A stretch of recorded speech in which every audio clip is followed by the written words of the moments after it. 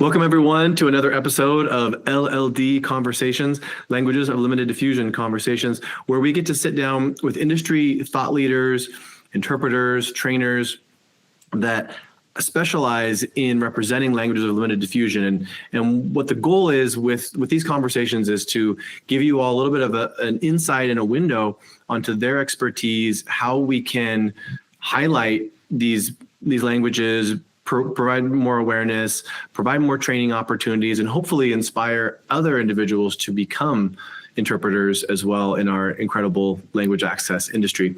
Today, I have the privilege of sitting down with an individual who is someone who takes language very seriously and has been interpreting for a long time. We're going to get a chance to hear a little bit about his story and how that is unique to him.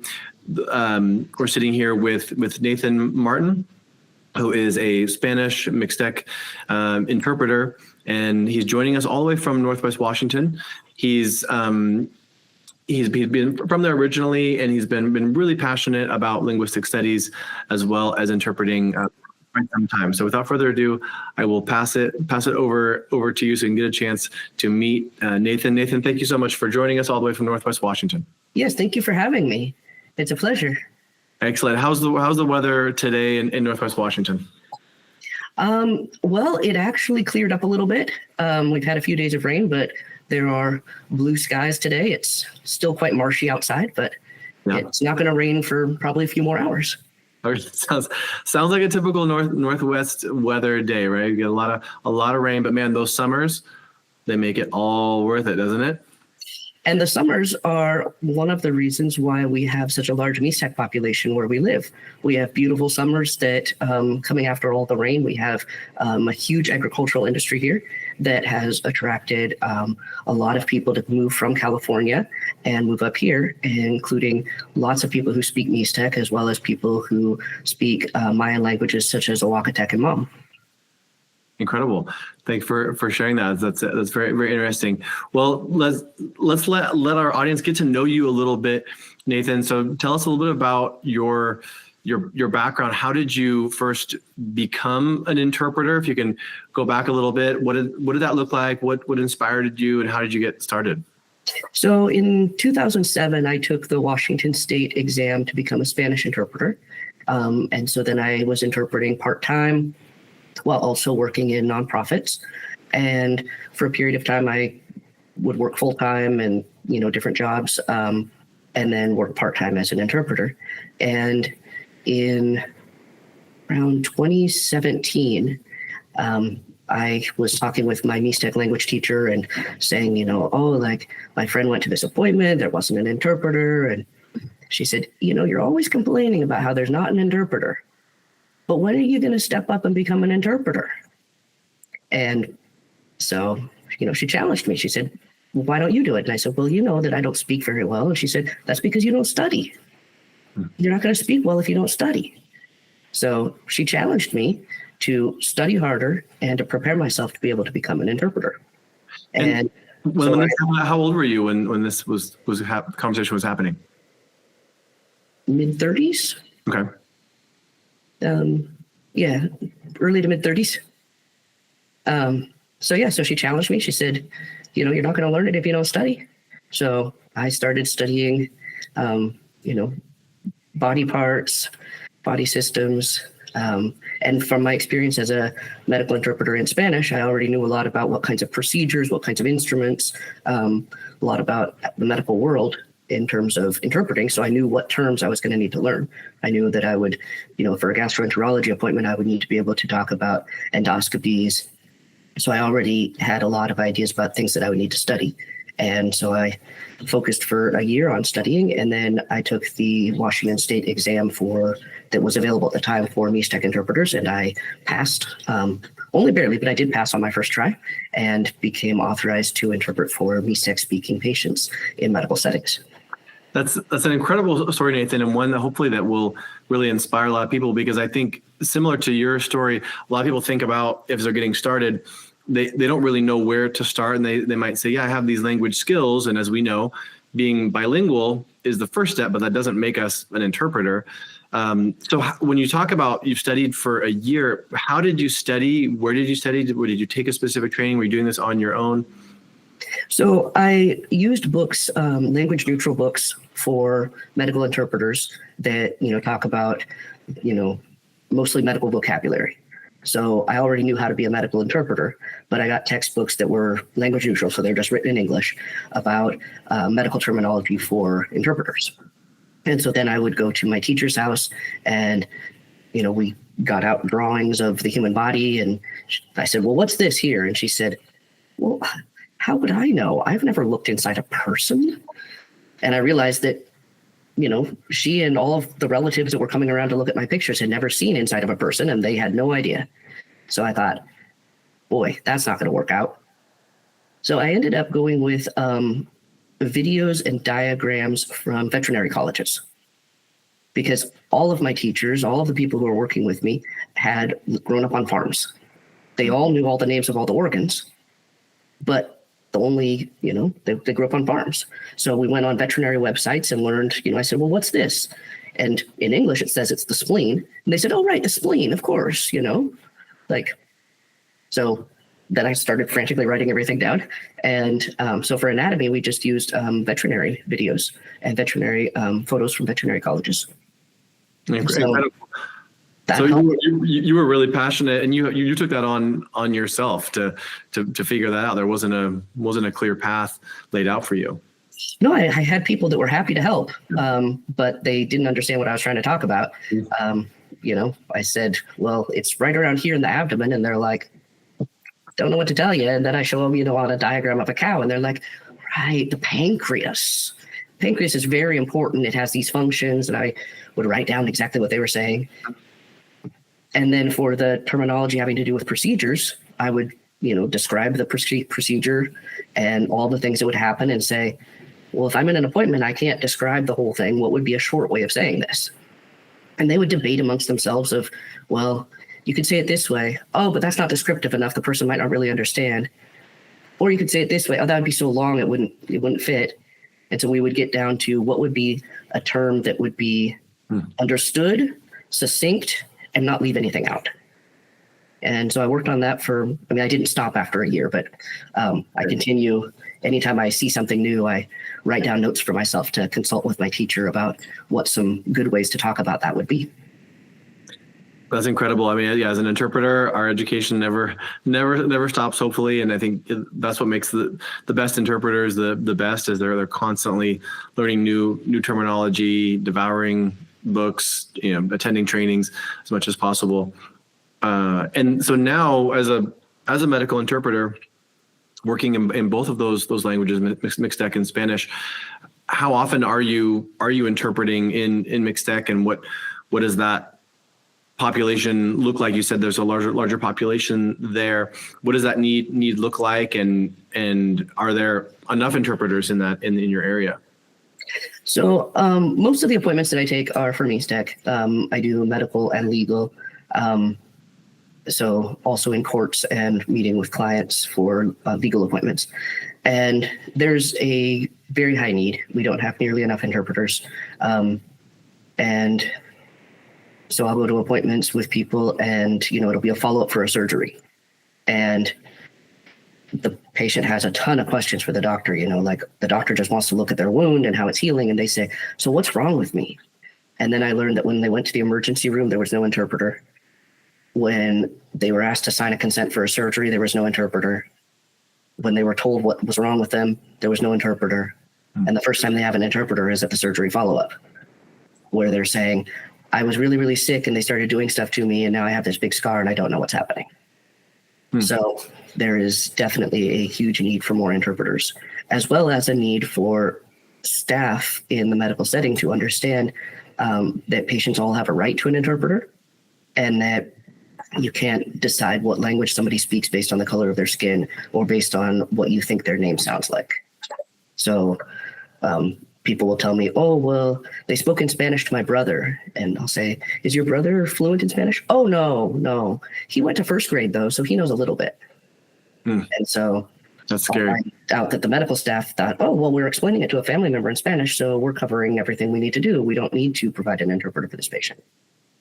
And do you see that happen a lot where providers assume that the patient might speak Spanish or understand enough Spanish, and since there are more readily available Spanish interpreters, trying to go that route until, like you said, down the road, then bringing in the actual target language Mixtec? Do you see that happen a lot? Yes, I see it happen a lot.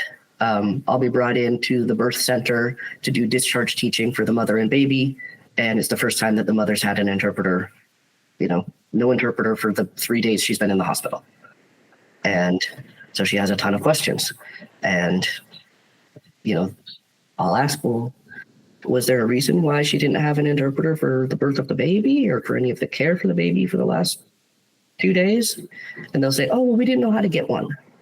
And I'll think, really? And yet you found me today. So right. It can be frustrating to show up at the very end of things, and people are saying, and then patients saying, where were you? Where have you been for the last 3 days? What do you see as the biggest solution to that challenge? I mean, it's very scary to hear that happening still in this day and age, 2025, with the access that we have and even the remote interpretation solutions that are available. What do you see as the biggest disconnect and the biggest opportunity to solve that? I would say we need more interpreters. I've seen situations where a department at the hospital will try to get an interpreter and there's nobody available. So then 3 months later, they have another patient and they don't even try because they say, oh, last time there was nobody available. So I think having more availability, and then with the remote interpreting options, such as video or over the phone, the companies choose not to find out which specific language the interpreters speak or which specific language the patient speaks. So they'll connect with an interpreter and the patient maybe speaks Metlatonov Mixtec, and the company says, well, you can't ask for a Metlatonov Mixtec interpreter. You can have Mixteco Bajo or Mixteco Alto. So they end up with an interpreter who can't even communicate with the patient. And then the staff give up on trying to get an interpreter because they say, well, we tried and they couldn't even talk to our patient. And so it would be great if the language service providers would, realize that, for example, for Mixtec, there's 60 different Mixtec languages. And, for Triqui, there's 4 different Triqui languages, like recognize it for the name refers to a language family rather than a specific language, and then collect that information so that interpreters can be matched with patients that need them. Yeah, so really amplifying the training, both with the medical provider side, but then also with the language service company as well, it sounds like. Yes. When you're going into an assignment, how do you prepare for an assignment? I mean, you're someone who's very studious, and do you get the information that you need before going into an assignment so you know what you're going into? Are you showing up and walking in cold, blindly sometimes? How does that work?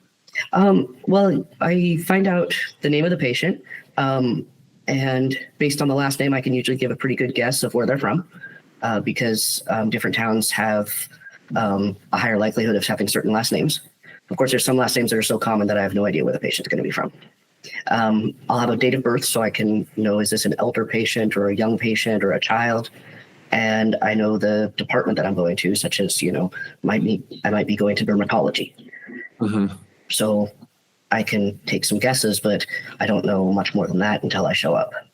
So knowing what specialty it is, I review my notes on that specialty, on making sure that, if it's a 14-year-old child and it's dermatology, I'm going to be thinking, well, it's, probably not some of the conditions that affect older people. It might be, psoriasis and eczema and acne, something like that. So I want to review all of that, although it could be something that I didn't even prepare for. And then I show up at the appointment, and from there, it's always a surprise. Yeah, I know that all too well myself as a Spanish interpreter as well. Sometimes you walk in and you have to figure it out and do the best that you can. As you think about all the scenarios that you've interpreted for all the families that you've helped and really allowed them to have a seat at the table and participate in their healthcare.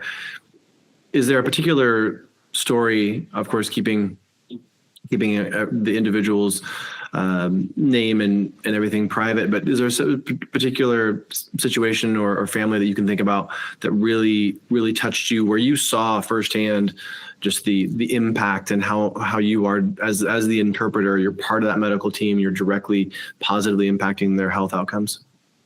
I would say a lot of the birth center situations, because there's a lot of people are in the hospital for a longer period of time. They're there with their family, and there can be a lot of, every culture has a lot of different perspectives on childbirth, child rearing, feeding infants, how infants should be cared for. And I have seen situations where the family is caring for the infant in a certain way, and the staff, such as the nurses, the doctors, are perceiving that in a way that that doesn't match what the family is feeling. And that mismatch can sometimes lead to social services being involved. So experiences will happen where the patient and the family are feeling that they're doing an excellent job of caring for the baby and no harm is happening to the baby, but the nurses will say, oh, the family's rejecting the baby. They don't want the baby. We need to get CPS in here. And then I'll be able to do a little bit of cultural brokering, especially inviting people to have conversations instead of making assumptions. And so there was, I do remember a situation where the staff, after the baby was born, did something that is very considered very positive in the dominant culture, which is to take the newborn baby, still damp, still covered in liquids, and place the baby directly on the upper chest of the mother, which is considered to be a cultural practice that's from our culture here in the Northwest. And in Mixtec culture, that has never been done. Babies are immediately whisked away and cleaned and wrapped and cared for by family members until such time as the mother is recovered and lying down and being massaged and has her blankies. And, after she's rested for a few hours, she might see the baby.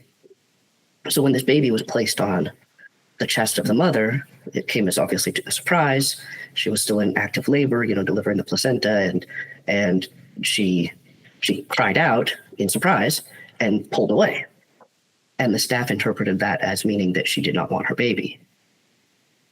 And so the baby was taken away to the nursery and placed in the nursery, and CPS was called. And later on, it turns out that she definitely wanted her baby, and the baby was brought in a bassinet, and people weren't picking up the baby, which they said, well, the baby seems fine. Why would we pick her up? She's resting. She's sleeping. Like, there's no need to wake her up if she's sleeping. Babies need their sleep. So once the conversation started happening, and they said, well, did you want to breastfeed? She says, oh, yeah, it's just, I don't have very much milk now. So, I want her to get bottles as well. I want her to grow really strong right at first. So of course I want her to have bottles also. So the reason that her mother was giving bottles as well wasn't that she didn't want to breastfeed, but that she believed that her baby would gain strength more quickly if it was supplemented with formula. So once the conversation started happening, it turned out that she very much wanted her baby, and she very much planned to take her baby home, and that the different reactions were due to things that the staff didn't understand.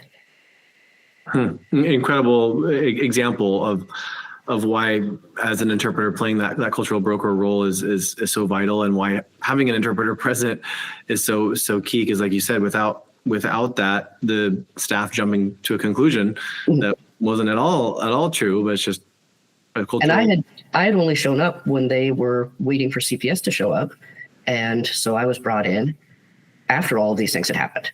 And the nurse was, giving me the update of, all of these things are happening. That's why we've called CPS.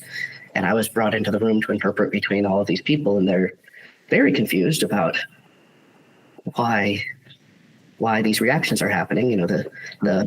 It was the young woman and her mother and her stepfather there, and some other family members came in and out because they had kids to pick up from school, and so there was a lot of family support, and they, were unsure as to why CPS was involved. I can only imagine. And as an interpreter, obviously our main role is to be that of a conduit, straight from one language to the target language, the source language to the target language. How often do you feel the need to step out and play that cultural broker role? Pretty frequently.